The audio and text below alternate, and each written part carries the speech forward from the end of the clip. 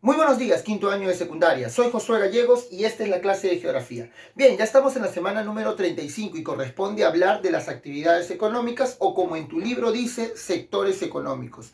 Este capítulo va a clasificar aquellos trabajos que el hombre realiza en diferentes partes, cada una más importante que la anterior. Además, debemos recordar que existirán diferentes actividades, pero cada una debe existir después de una que la precedió. Muy bien, acompáñenme a ver este tema que tiene una gran cantidad de datos y, como siempre, muchísima atención y una hoja de anotaciones a la mano. Empecemos. Como dije, vamos a hablar de las actividades económicas y antes debemos empezar clasificando o catalogando una expresión. Seguramente tú has oído hablar en cursos como economía de la expresión PEA, siglas que deben significar algo, ¿verdad? Sí, profe, es la población económicamente activa, como usted dice. Es cierto, no confundir PEA con PBI. PEA es la cantidad de trabajo de la población que está haciéndolo, que está buscándolo o que en algunas formas realiza alguna actividad. ¿Está bien? Esa es la PEA, la población que puede trabajar. Por otro lado, el PBI es un indicador que dice, que muestra el Producto Bruto Interno, asociado a las ganancias que recibe cada una de esas actividades. Bien, definamos brevemente qué es una actividad económica. Decimos que una actividad económica es el conjunto de trabajos, ¿está bien? Es lo primero que voy a colocar. El conjunto de trabajos realizados por el hombre. Solo el hombre realizará este tipo de actividades. Ningún animal y mucho menos las plantas podrán decirse que realizan actividades económicas. Solo el hombre puede hacerlo porque lo hace de una manera consciente. El hombre aprovecha los recursos naturales. Eso es más que evidente. Recursos naturales que son elementos que se encuentran en la naturaleza, en el medio geográfico. Y esto lo hace para satisfacer o colmar sus necesidades. Dicho este punto, tenemos una gran parte avanzada. Ahora, lo cierto es, ¿qué significa el término necesidad? ¿A qué se asocia? Bueno, esto básicamente es una carencia. Las necesidades son carencias, ¿está bien? Se entiende que una carencia básicamente es algo que le hace falta. Ahora, existirán necesidades mucho más importantes que otras. Por ejemplo, una de las necesidades más inmediatas, una de las necesidades más importantes es la alimentación, ¿verdad? Alimentación. Sin alimentación una persona no puede vivir. ¿Cuál sería, por otro lado, una necesidad no tan importante? ¿Qué te parece esta? Mira, sería, por ejemplo, la recreación, ¿verdad?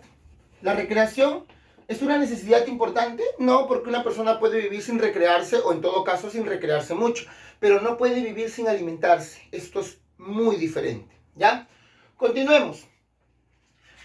Toca hablar un poco sobre la división, ¿está bien? La división de las actividades económicas. Vamos a ver que aquí hay tres sectores: primario, secundario y terciario. Cada uno de ellos nombrado de una manera distinta, pero en el primer caso vamos a ver una doble mención.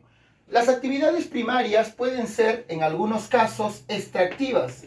Permíteme explicar esto con mucha claridad. ¿Qué se entiende por las actividades extractivas? Puntualmente serán aquel grupo de actividades donde el hombre solamente se limita a extraer los recursos, los explota. Dos de las actividades extractivas más importantes son la minería y la pesca. En estos dos tipos de trabajos, el hombre únicamente recoge los recursos en donde se encuentren, ya sea en la tierra o ya sea en el agua. Muy bien. Tenemos actividades primarias también de otro tipo. Si ves aquí, la flechita está siendo muy clara. ¿Cómo se llaman, profe? Productivas. Las actividades productivas son aquellas donde se pueden generar algunos recursos a través del trabajo del hombre. Es donde el hombre, mediante su capacidad, puede generar ciertos recursos, ya sea de la naturaleza, como la tierra, además de algunos seres vivos, como los animales. Entiéndase que en las actividades primarias productivas, una de las más importantes es la agricultura, pero no es la única. Sigamos. Las actividades secundarias y terciarias son aquellas que veremos la próxima semana a profundidad. Solo empezaré diciendo que las secundarias también son llamadas transformativas. Ya, perfecto. Transformativas. Lo explicaremos con calma la próxima semana. Y las actividades terciarias son también llamadas distributivas. Con este punto, ahora sí puedo dar inicio a la parte medular de la clase del día de hoy. No olvides que estos dos grupos los vamos a ver con calma la próxima semana. La pizarra es más que clara y sostiene que vamos a ver tres principales actividades. Minería, pesca, que son actividades netamente extractivas, y la agricultura, que es una actividad productiva. Ojo, no son las únicas que hay, pero sí son las principales. Mencionemos algunas más que podemos destacar en este punto. ¿Qué te parece? Algunas que no vamos a poder trabajar son, por ejemplo, la ganadería. Perfecto, la ganadería. Que dicho sea de paso, la agricultura y la ganadería se combinan para crear el famoso sector, y lo coloco de una vez antes de que me olvide, agropecuario. Así que este término está asociado. Agro de agricultura y pecuario tiene que ver con el ganado. ¿Está bien? Profe, ¿qué otra actividad no vamos a ver? Una de las actividades que no vamos a poder desarrollar es la tala. Bueno, se entiende en qué consiste, ¿verdad? Claro, la ganadería es la crianza de los animales para un beneficio posterior, mientras que la tala es el aprovechamiento de los recursos forestales, las plantas, principalmente los árboles. Ojo, hay que recordar que hay una variación de la tala que se conoce con el nombre de silvicultura. Explicó puntualmente, la silvicultura es la actividad por la cual el hombre cría o en todo caso protege, mejor dicho, se preocupa en el crecimiento de los árboles para aprovechar la madera. En cambio, la tala únicamente es la explotación. Podríamos decir que entonces la tala podría ser una actividad que aprovecha los recursos forestales, extractiva, mientras que la silvicultura es una actividad que también aprovecha los recursos forestales, pero productiva. ¿Está bien? Ambas tienen ese fin, solo que en una el hombre solo extrae y en otra puede generarlo. Sigamos. La pizarra empieza con la actividad minera. Por mucho, la actividad que genera mayor cantidad de PBI para cualquier país. En el caso peruano es un ejemplo. Es una actividad que consiste en la extracción de recursos, pero estos recursos serán obtenidos del suelo. Ojo, del suelo. La mayoría de recursos de la minería se extraen de allí. Además, si son más profundos, podría ser también del subsuelo, o sea, de lo que se encuentra por debajo, ¿no? Es el caso de muchos metales o también algunos hidrocarburos. Hablemos de los tipos de minería. Tal vez es la parte más importante. Existen diferentes tipos de minería, yo quiero que conozcas tres. La aluvional es la última que voy a mencionar. Esta es una actividad que está depredando algunas zonas importantes del país, algunos ecosistemas. En Madre de Dios se está viendo una minería aluvional. Esta viene con la fuerza de los ríos y es en esta parte baja donde el hombre está tratando de separar el oro, porque se ha encontrado oro en zonas como Madre de Dios. Esta zona de Madre de Dios el día de hoy está siendo muy atacada y esas zonas naturales, vírgenes en algunos casos, están siendo completamente eliminadas. Este tipo de minería es una de las que daña más los ecosistemas.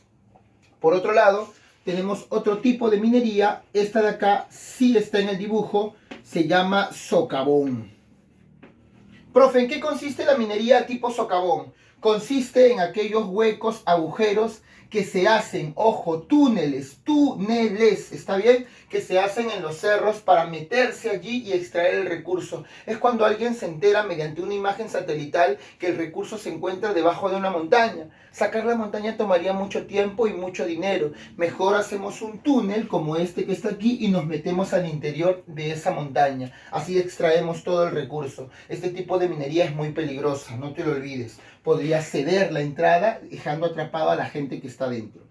Otro tipo de minería es a tajo abierto, a veces también llamada a cielo abierto. Este tipo de minería es la que vemos en la parte de abajo, creo que la puedes ver. Sí, profe, veo un hoyo, sí, un hoyo. En este tipo de minería es cuando se encuentra el recurso en el suelo y empezamos a cavar creyendo de que más abajo encontraremos mucho más. Entonces creamos enormes orificios en el suelo, huecos que tienen un contacto directo con la atmósfera. Este tipo de minería a tajo abierto o a cielo abierto, que se forma o se realiza a través de hoyos en la tierra, muchas veces de manera pues ondulante, ¿no? Para que bajen los camiones en ese sentido.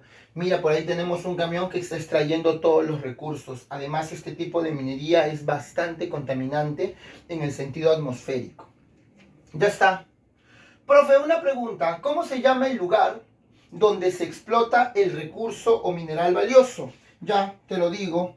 A esa zona, y lo coloco con un color diferente, se le llama normalmente yacimiento. ¿Qué cosa entonces es el yacimiento? El lugar donde se encuentran los recursos, donde se realiza la explotación. Así que cuando hables de yacimiento, ya sabes a lo que se refiere. Hablemos ahora de un punto importante. Hablemos del caso del Perú.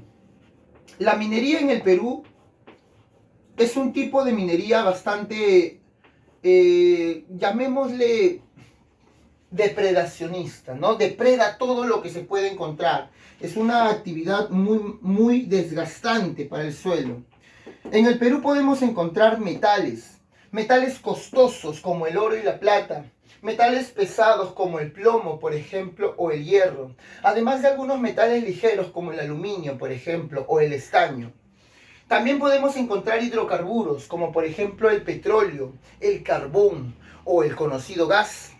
Y también podemos encontrar fosfatos, entiéndase como sales y minerales que podemos ubicar en la zona norte del país. Pero también podemos encontrar yacimientos de rocas. Yo solamente coloco rock, que son rocas, la caliza o por ejemplo el mármol, dos de las rocas muy explotadas en nuestro país. Algunos yacimientos importantes podemos mencionar por ejemplo en Ancash, un yacimiento polimetálico, es antamina. Profe, ¿cómo dijo? ¿Antamina? Sí, es el yacimiento más grande en todo el territorio peruano. Es polimetálico porque allí se extraen muchos metales, plata, cobre, plomo, zinc, estaño, entre muchos más. Otro yacimiento importante es Yanacocha, ubicado en Cajamarca. Yanacocha explota principalmente oro, AU, símbolo químico. El yacimiento de Cazapalca, señores, es un yacimiento ubicado en nada más y nada menos que Lima. Profe, ¿y qué explota Cazapalca ubicado en Lima? Plata. En Arequipa encontramos cobre, Cu, cobre. Y el yacimiento se llama Cerro Verde. Perfecto. Por último, en Ica encontramos hierro. Esto en el yacimiento de Marcona. Ojo, Marcona es el yacimiento más importante en este metal. Y por último, Camisea. Creo que hablamos mucho en estos tiempos de este yacimiento de gas, ubicado en el departamento de Cusco. Ya está.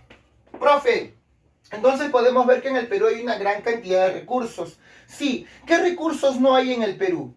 En el Perú, por ejemplo, no tenemos gemas. No encontramos diamantes, zafiros, como sí los encontramos en el África, por ejemplo. Además de algunos minerales radioactivos, ¿no? Como el uranio, no encontramos ello en el Perú. Pasemos a otra actividad, la pesca. Nosotros sabemos que la pesca es la obtención de recursos principalmente ictiológicos. Ictiológicos. Profe, ¿qué significa ictiológicos? Significa aquellos relacionados o asociados a los peces, principalmente. Por eso dice afines. ¿Por qué afines? Porque los afines tendrán que ver también con aquellos productos explotados en el mar, como langostinos, como camarones, moluscos, etcétera, ¿verdad? Podemos ver claramente que la pesca menciona dos tipos, industrial y artesanal. Creo que el dibujo está más que claro, pero por si acaso te lo aclaro. Por si acaso te lo traduzco. Esta es una gran embarcación, un barco grande, barco pesquero, y estos pequeños botes. Ya está. La pesca industrial, como su imagen lo puede decir, es una pesca que se basa en una gran cantidad de inversión, por eso puede adquirir grandes barcos. Utiliza tecnología como los famosos radares. Estos barcos van a los bancos de peces. Además, podemos decir que este tipo de pesca es selectiva. ¿A qué nos referimos con selectiva? A que solamente pesca un tipo de pez. Ellos se dirigen hacia un tipo de pez. Además, como la pesca es industrial, la actividad estará asociada a la actividad de ese tipo, es decir, se procesará el recurso en aceite o en todo caso también se podrían hacer conservas. Claro, hablamos de lo industrial, ¿verdad? ¿Qué más podemos decir? Que este tipo de pesca pues trabaja de una manera más aplazada. ¿Qué quiere decir ello? Que los pescadores se meten mar adentro varias semanas o hasta meses. Además podemos decir que este tipo de pesca se realiza muy lejos de la costa, mar adentro, después de las 12 o 20 millas hacia adelante. Además, cuando anclan estos barcos necesitan un espacio considerable y este espacio se conoce como los famosos puertos. No olvides, allí se realiza ello. Vamos con la pesca artesanal, que es todo lo contrario, ¿verdad? La pesca artesanal es aquella que se realiza muy cerca al litoral, es decir, en las primeras millas. Algunos dicen los 5 primeras millas porque los pescadores no tienen la potencia de meterse mucho más. Tienen que remar, pues, ¿no? Es una actividad diaria, es cierto, porque todos los días salen durante las primeras horas del día. Además, podemos decir que es para nada selectiva. Ellos agarran todo lo que pueden coger. No le importa qué es lo que entra a la malla o red. Además, podemos decir que es un tipo de actividad conocida para el autoconsumo. Perfecto, autoconsumo. ¿Qué quiere decir esto, profe? Quiere decir que lo que ellos obtengan en el mar lo van a consumir o en todo caso lo van a vender en pequeños mercadillos, estos conocidos con el nombre de caletas. ¿Has escuchado de hablar de algunas caletas? Los invito a que conozcan más adelante la caleta de Ancón, la caleta de Chorrillos. Allí hay pescadores artesanales donde pueden ver que sus productos son comercializados allí mismo. Te preparan de repente hasta un cevichito. Algunas especies importantes en la pesca son, por ejemplo, la anchoveta. Claro, profe, la anchoveta, ¿sí? Es una especie industrial, hay que separarlas, ¿está bien? Anchoveta. O, por ejemplo, la sardina. Son especies industriales, al igual que la caballa o el atún. Mientras que especies de consumo mucho más masivo, de consumo popular, es por ejemplo el bonito. Es un pescado que se vende en la mayoría de mercados. O por ejemplo el pejerrey, ¿verdad? O por ejemplo la lisa, la merluza. O a mí personalmente me encanta el pampanito. Es un pescado muy suave, de una carne bastante agradable. Principales puertos, ¿está bien? Hay que recordar que estos puertos son marítimos. Existirán puertos lacustres en el lago Titicaca y en algunas zonas del Perú, o puertos fluviales en los ríos más caudalosos de nuestra selva. Empecemos hablando de algunos puertos. El puerto de Paita, ubicado en Piura, es uno de los más importantes. Paita en Piura. Salaberry en La Libertad es otro puerto muy importante, así como el puerto del Callao, que coloqué un asterisco porque es el puerto más grande, pero no hablando de pesca, es el puerto más avanzado, con la mayor tecnología. Pero si queremos hablar del puerto más importante en cuestiones pesqueras, nos vamos a Ancash, porque ahí encontramos al puerto de Chimbote. ¿Qué te parece si le coloco un asterisco rojo? Ese nos da mayor importancia con respecto a la pesca. El puerto de Matarani en Arequipa es un importante puerto también del sur del país. Y por último, un puerto en Moquegua, conocidísimo, se llama el puerto de Hilo. Hilo en Moquegua es tal vez uno de los puertos también importantes, sobre todo en el procesamiento de las conservas. Ya está. Muy bien, dicho esto, hemos acabado gran parte de la clase, nos corresponde solo hablar de agricultura. ¿Qué es la agricultura? Bueno, es una actividad productiva, ¿verdad? Nosotros sabemos que la agricultura es el trabajo de la tierra, o como muchos dicen, es básicamente el cultivo de la tierra. ¿Está bien? El trabajo conocido como cultivo de la tierra. En la imagen nosotros podemos ver la cadena montañosa de los Andes, que cada vez que se va más hacia el este, crece un poco. Por eso aquí los cerros son más pequeños que estos que están aquí. La presencia de los ríos es fundamental, porque todo río forma un valle. ¿Y qué cosa es un valle? Es un espacio con capacidad agrícola, no lo olvides. Ese es un valle. Perfecto. Dicho ello, continuemos. La agricultura también puede ser de dos formas, intensiva y extensiva. ¿Cuándo hablamos de una actividad intensiva en la agricultura? Cuando se realiza principalmente en la costa. Y como se realiza en la costa, habrá una mayor cantidad de inversión. Por eso voy a colocar, mira, aquí bien grande los dólares. Ese es el símbolo del dólar, ¿ya? Mientras que la agricultura extensiva no tiene mucha inversión. Voy a colocar el símbolo del sol. Ya está, diferente, ¿verdad? Continúo. La intensiva se realiza en la costa y se preocupa mucho por la calidad. Profe, ¿cómo que la calidad? Los productos deben ser bastante óptimos, buenos, no solamente visiblemente, sino también en el sabor. Voy a contar una historia personal referente a la agricultura intensiva durante la clase Zoom. Muy interesante sobre una palta, me hacen recordar. El conocimiento para la agricultura intensiva es muy útil. Necesitamos conocimiento. Por ende, habrán algunos estudios especializados. Es más, hay inclusive una universidad que basa sus estudios agrícolas para aquellos que quieran postular. Profe, ¿estudios ingenieriles? Sí, ingeniería. ¿Has oído hablar de la Universidad Agraria? La carrera Ingeniería Agrónoma existe el día de hoy. Continúo. Hablamos también en la agricultura intensiva de fertilizantes. Ellos utilizarán fertilizantes para su producción, para que crezcan mejor y mucho más rápido. Claramente podemos mencionar que aquí hay una gran inversión. Además, mencionemos también el uso de tecnología como tractores, riego tecnificado. Hay muchas cosas que vale la pena mencionar aquí. Y por tanto, si su producto es bueno, normalmente va destinado hacia la exportación. Coloco exportación. No me alcanza, por eso coloco solo export. Ahí está, suficiente. Los productos van a la exportación o en todo caso al sector A. ¿Cuál es el sector A? El sector donde están los centros comerciales. Compara el precio, por ejemplo, de un mercado de tu casa con el mercado del precio de los alimentos en los centros comerciales. Algunos más caros que otros, ¿no? Por ejemplo, Wong, Vivanda, tienen precios mucho más altos, ¿verdad? Sigamos. La agricultura extensiva, como ya dije, tiene poco capital en soles. Se realiza en la sierra y selva del Perú. Por eso estamos viendo, mira, que se encuentran detrás del otro lado de la cordillera, de la cadena occidental. Además, podemos decir que aquí hay una preocupación no por la calidad, sino por la cantidad. ¿Está bien? Perfecto, continúo. Herramientas simples, herramientas básicas. Aquí no vamos a tener el trabajo tecnificado como lo vimos anteriormente. Una herramienta simple es el arado.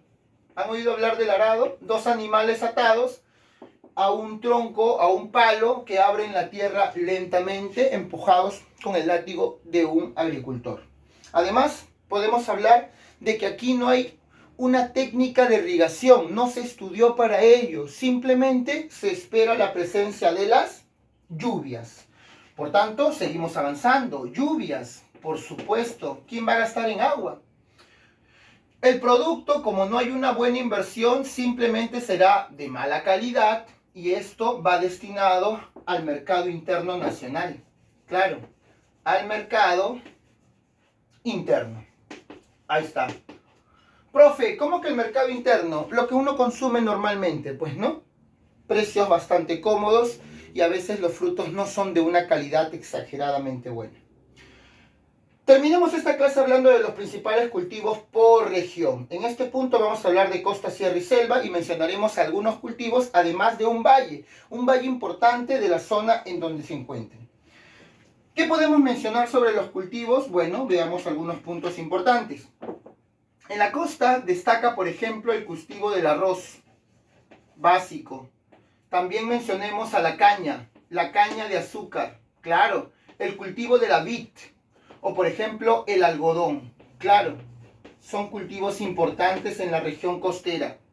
Profe, ¿y qué valle nos puede mencionar? Un valle muy bueno en caña y arroz es el ubicado en La Libertad, el Valle de Chicama, tal vez uno de los más importantes en el Perú. Sí, son cultivos de la costa. En la sierra podemos mencionar otros cultivos como por ejemplo el maíz, claro, o por ejemplo la papa y una variedad muy amplia de este recurso, o por ejemplo el trigo, claro, o algunos cereales adicionales como la cebada, claro. Profe, un valle importante en la sierra peruana, el Valle del Mantaro, tal vez el más grande de todos los valles en el Perú, ubicado en el departamento de Junín. Y cerremos con los valles en la selva. ¿Qué cultivamos aquí? ¿Qué trabajamos? La palma aceitera, por ejemplo, ¿no? Importante recurso que hoy en día está un poco más caro de lo usual. El cacao, claro, materia prima para la elaboración del chocolate. O por ejemplo el té, un cultivo que muchos consumen. O el café, que es galardonado constantemente y que dice que tenemos uno de los mejores cafés del mundo. Un valle importante de la región de la selva, el Valle del Guayaga, a veces también llamado Guayaga Central, ubicado en el departamento de San Martín, es uno de los valles más importantes del Perú también. Bueno, con esta clase podemos responder algunas de las preguntas de la tarea y si hay alguna duda las respondemos en la hora de Zoom. Con mis alumnos nos vemos en unos instantes y con el resto de estudiantes hasta la próxima semana, donde veremos la continuación de este tema, hablando de las actividades que todavía no hemos trabajado. Me voy, cuídense mucho, hasta la próxima semana. Chao.